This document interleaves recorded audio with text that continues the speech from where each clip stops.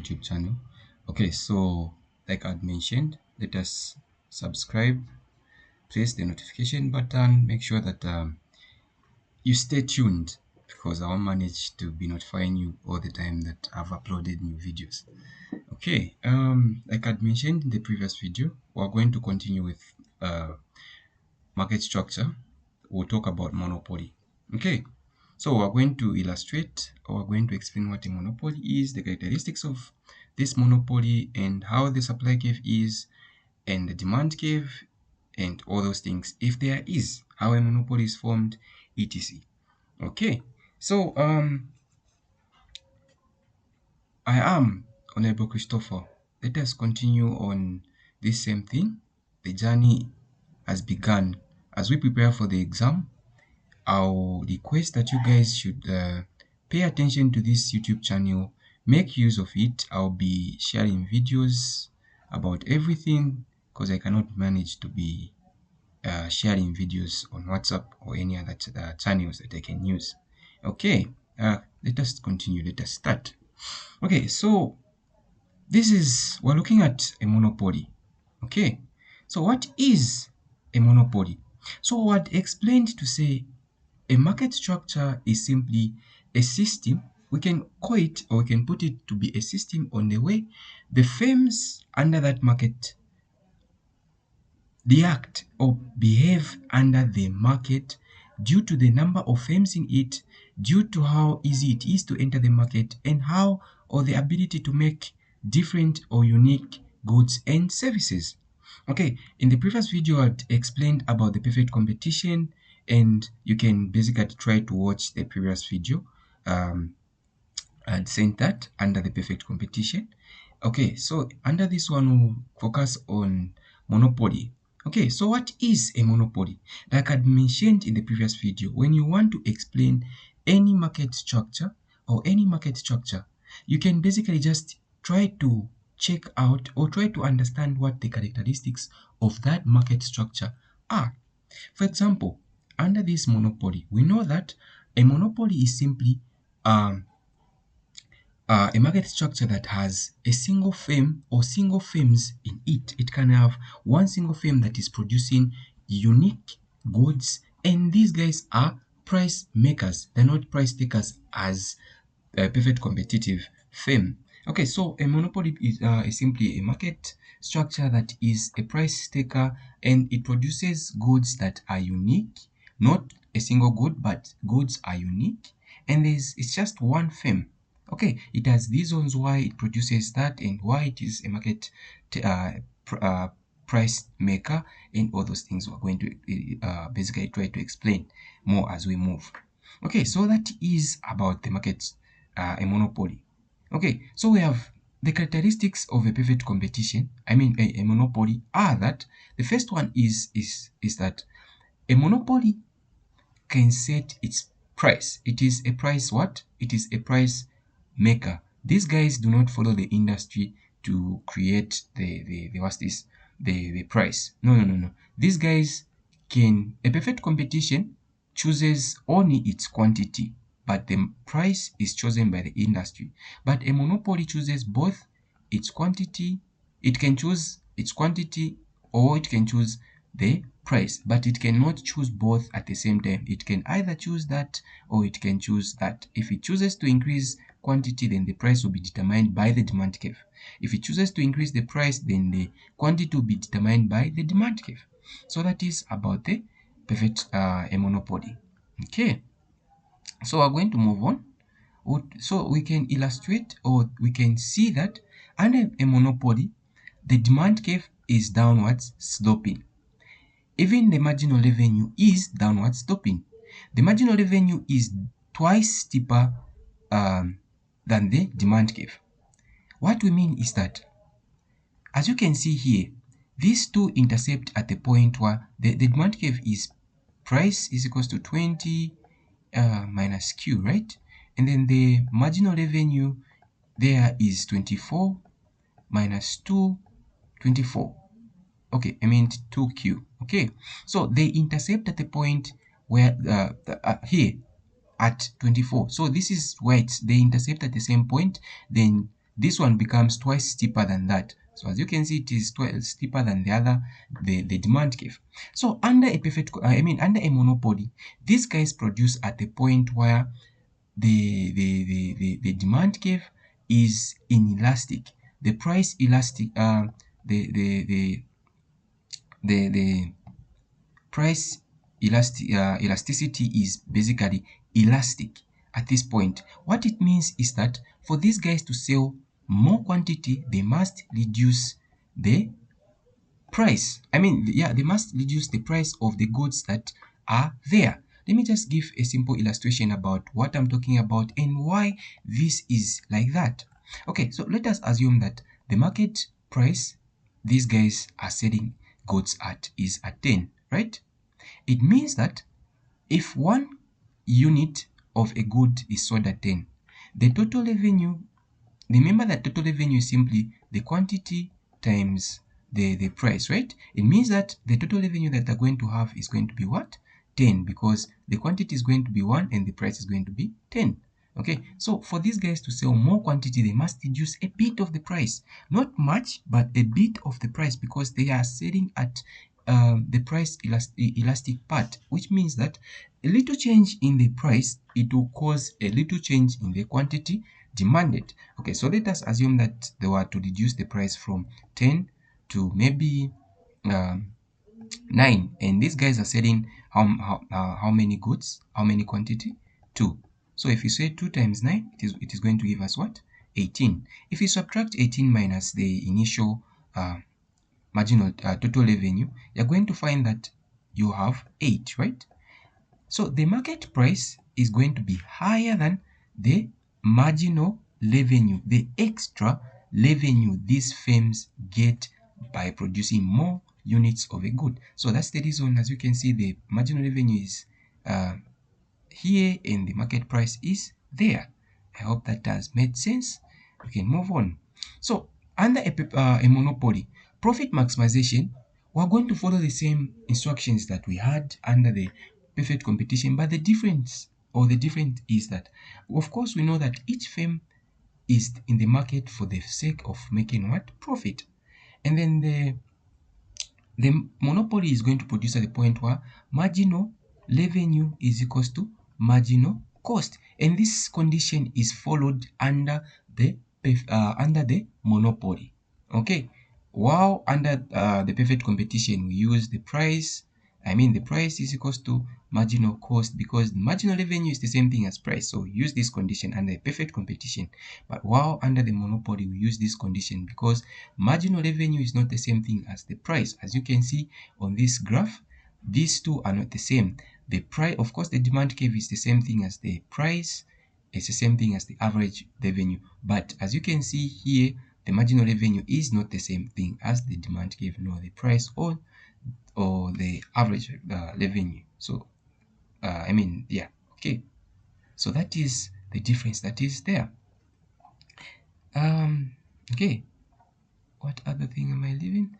Okay, so that is about how we follow the quantity. So the quantity is going to be chosen in the way that I just mentioned. They choose the quantity at the point where marginal revenue is equals to marginal cost, and then they're going to follow this same condition to also choose price. Okay, so price is determined at the price at the point where price is greater than marginal cost. Okay, so price is not equals to marginal cost in this case under the perfect monopoly. Under the monopoly, price is greater than marginal cost under the monopoly. Okay, so they choose their quantity at the point where marginal revenue is equals to marginal cost, and they go up. Okay, so what I'm saying is this. So they will choose, if we have the marginal revenue there, they're going to choose the quantity at this point.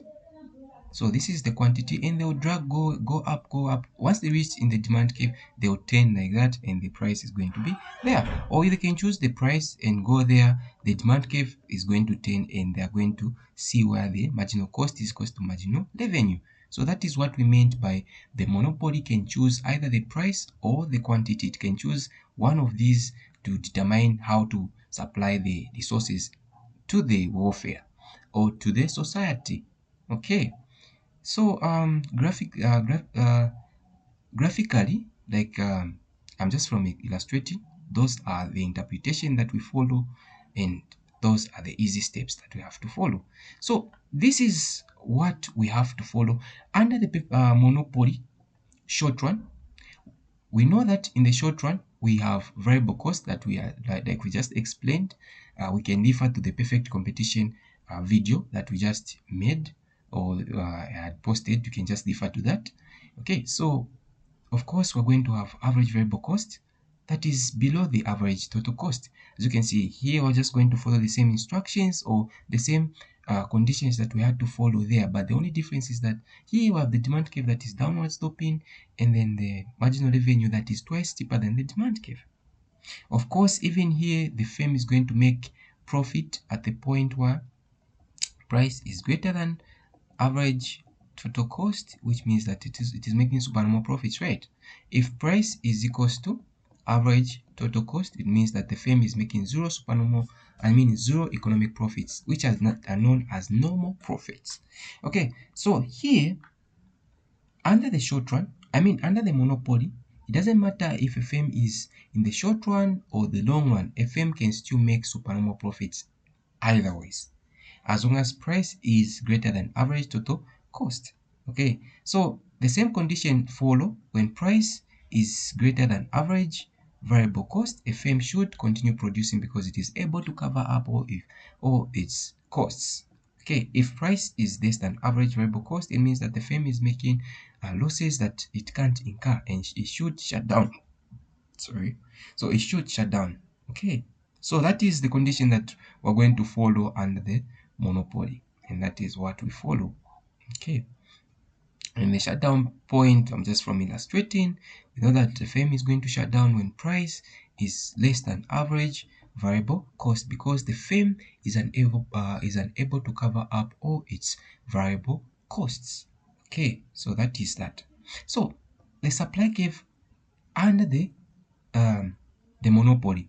Under a monopoly, we do not have, the monopoly has no um, supply curve. Why? So under the perfect competition, of course, we had the supply curve, because you find that the supply curve is the one that determines when a firm, how much quantity and how much price the firm should charge, right? But here, this firm has no supply curve because it has a constraint, which is a budget, which is a demand curve. So the demand curve acts as a constraint, like a budget constraint. Remember under producer theory, what we called a budget constraint, which are constrained to say, okay, you cannot produce, or you cannot produce any quantity above this. So what I'm saying, or what we're saying here, is that this demand curve acts as a constraint to this monopoly, to say a monopoly of course can choose whatever quantity it wants, then goes to the demand curve to check the price it should charge, or it can choose whatever price and check the demand curve to see the quantity that it should charge. Yeah, but it is constructed, it cannot produce above this, outside this demand curve, because if it was to do that, no one is going to buy, even though that they have they have the market price, and these are the only people that are producing. Of course fewer people are going to buy, but you know, if few people are buying, it means that the firm is making what? Losses, and should shut down. So it has to follow the demand curve. Okay, so that is why the demand curve is very important under perfect competition, and that is why these guys have no supply curve, because they choose the quantity using the demand curve and they choose the price using the demand curve. Okay, there are three types of price discrimination. So when you talk about price discrimination, you have to think about it. What is discrimination? We know that discrimination is simply a process, or it's just a way someone would discriminate you from another person by giving you different treatment of the same thing. We have the same thing, but I treat you differently from another person. So that is price discrimination. Okay. And then when we talk about three types of price discrimination, we're basically talking about um how these monopolies choose prices, or how they choose to make different people or type of people pay different prices with the same quantity. Okay, so there are three types. We have the first degree, we have the second degree, and the third degree. So the first degree tries to explain the issue to do with demand. Okay, so this one talks about demand. These monopolists are going to charge a consumer depending on the demand of that person, the willingness of that person to pay for the good they want. For example, if you want something that is at it costs at 100 kwacha, right? And then you don't know that this thing costs 100 kwacha, then you have maybe a 150 on you, right? You just go direct and buy this thing without thinking about the price, without thinking about what, just go like, okay, how much is that? You haven't even asked much, then you just go ahead and pay because you want this thing and you're willing to buy this thing, so you have to buy. So that is what we call the first price discrimination. They charge the consumer according to the demand of that person, the willingness to pay for that good. And then the second degree tries to explain the quantity. A person is going to be charged according to the quantity they want to buy. What do we mean by that? So you find that if you're buying in a bulky or maybe a lot of things, right? Bulky things and all those things, you know that under a market, or it's just a logic thing. If we just put it in this way, let's say, okay, you go to the market, you buy a lot of quantity. Of course, you expect those guys to reduce some price for you, right? You don't expect someone that is buying two quantity of something and you who is buying 20 quantity of something to pay the same price. What I mean is this: if one good is costing 10 kwacha and then that one person has bought 2 units of that good and then you have bought 20 units of that good, do you expect to pay 10 kwacha for each? No. Of course, they might reduce, maybe put it at 8 kwacha or 9 kwacha for per unit because you're buying in bulk. So maybe as students, you're going to find that maybe they're going to reduce the quantity because you are a student. They'll be like, oh, okay, this person is a student, so let us reduce the price. So this one, they charge according to the quantity you're going to buy.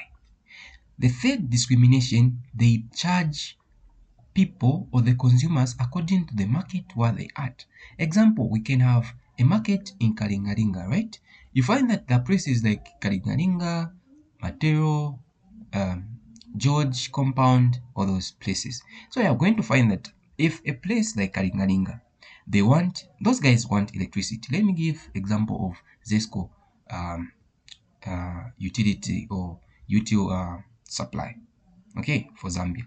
So what I'm talking about is this: those guys are going to charge people from Kalingalinga according to those guys, that's that market. You know that they need electricity. They need electricity for welding, they need electricity for what, different things. They need electricity for a lot of things, so they're going to be charged higher prices compared to the people that stay in maybe Kalundu that do not need electricity. They can maybe use solar panels and all those things, so they'll be charged lower prices because they do not need electricity that much. But these people that are in Kalingalinga need electricity too much, so they will charge you according to the market where you are from, not basically where you are from, but where you are. Okay, if you are from Kalingalinga, you go to Kalundu, you won't be charged higher prices for electricity. No, you'll be charged according to that market for Kalingalinga. If you are from Kalingalinga, I mean, if you are from Kalundu, you go to Kalingalinga, they won't charge you lower, they'll charge you higher because you now moved out. Okay, so what is market power? We can also talk about market power. Market power is simply the power that this market structure has. The market power is simply the ability for this firm to charge different prices above the market, above the average, I mean the marginal cost. Okay, the ability to charge prices above the marginal cost. So that's just about the market power. So what are the sources, or what makes this monopoly to have this market power? So you're going to find that there are two reasons why a monopoly is a monopoly and why it has market power over the market industry. So the first reason is because of the natural monopoly that can be formed by simply the same market or the firm, or because of the government intervention. Oh, okay. So if the government tries to intervene in the market, you find that it will basically bring about rules or things, licenses, all those things. It was okay. The government will be like, okay, I don't, or we do not want people to, we do not want a lot of people to be producing electricity. So we just want one company to be producing what? Electricity. What should we do? We'll bring about licenses. Licenses are going to be expensive. Let's say a license for you to buy, like to inquire that license, you need about 30 million or 30 billion. Are you going to manage to buy that today? No, of course. So it will mean that the ZESCO, those guys that sell electricity are going to have to be the only people that are going to be producing electricity, because a lot of people won't manage to get those licenses. Okay, the government can intervene in different ways. You can try to research more about that, but the government can be the reason why a monopoly is formed, or the sources of the market power. What do we mean by natural monopoly? So a natural monopoly is simply a situation where we have a firm producing some quantity using lower uh, lower average variable cost.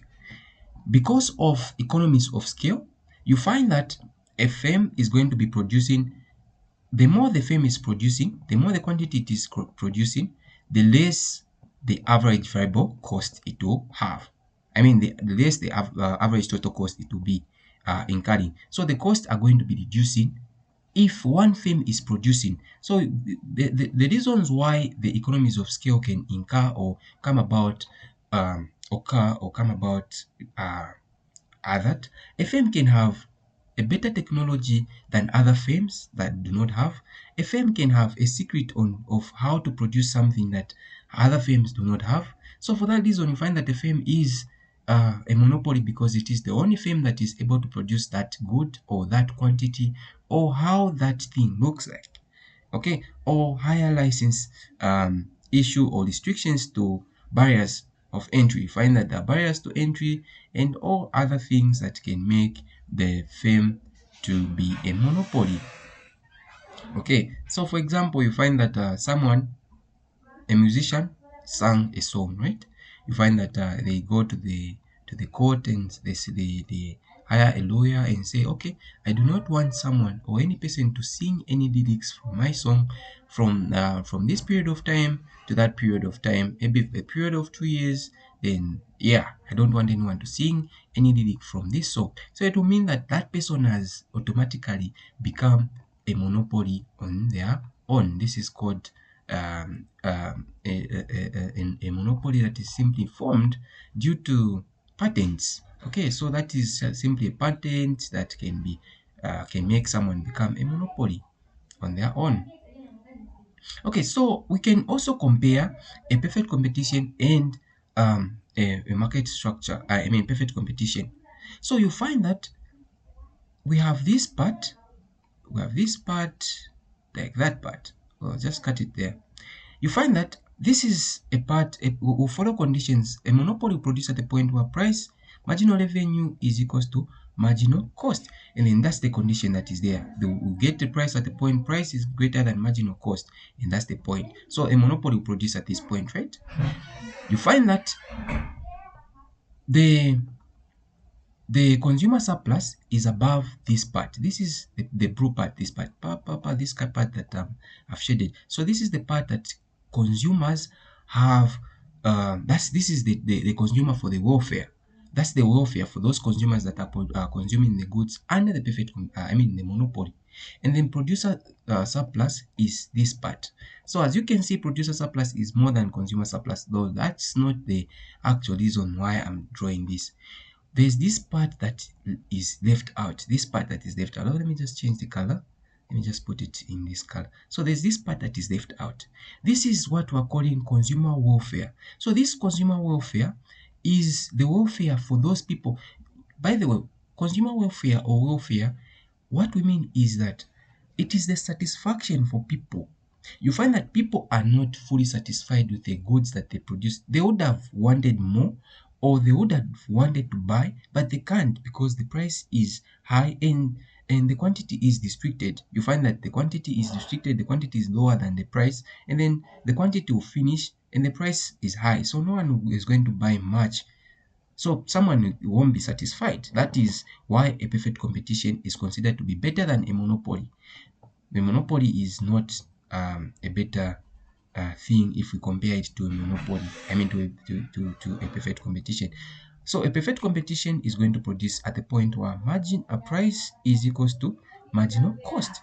I mean marginal revenue. And then you're going to find that marginal cost, sorry.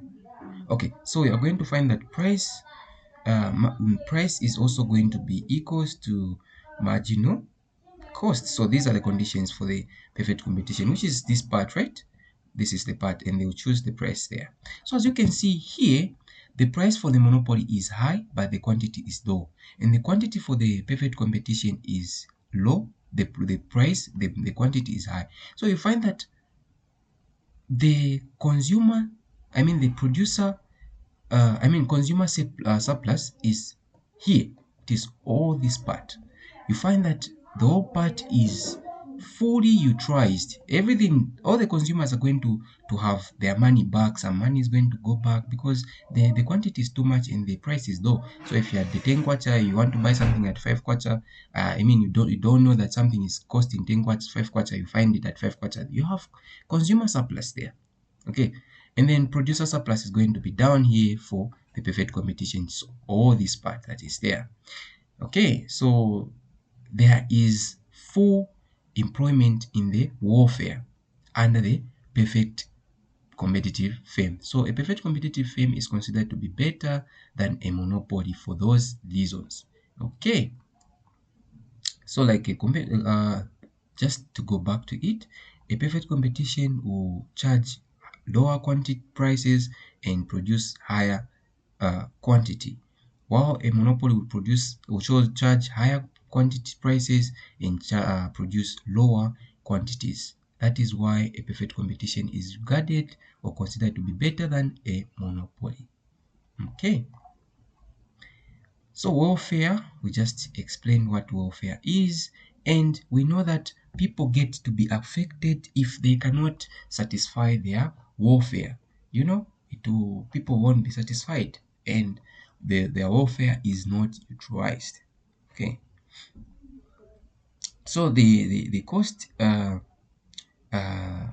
advantage that we're just from explaining, we explained to say I had explained to say a firm can have better technology, a firm can have secrets to creation of a certain good or any other thing that they're producing compared to other firms, and for that reason you find that the firm is a monopoly in just putting it naturally.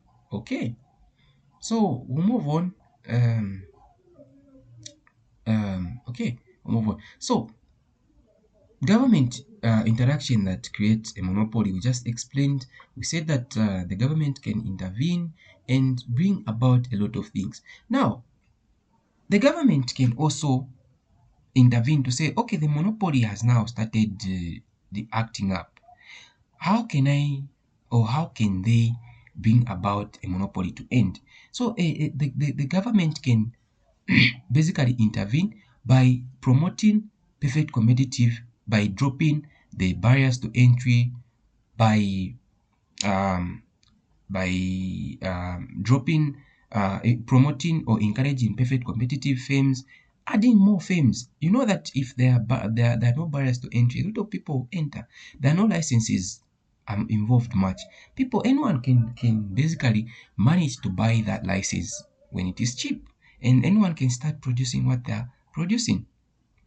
Okay, now this government intervention, or by the way, a government can also come in and say, okay, since we're saying that the monopoly is selling at the point where at the price maybe let's say 20 kwacha, and something is supposed to be sold at 10 kwacha in the perfect competition, the government will come in and say, okay, we'll set the price ceiling to be maybe 15 kwacha, right? So it has basically promoted perfect competitive firms to be more, and it has broken down what is known as barriers to entry.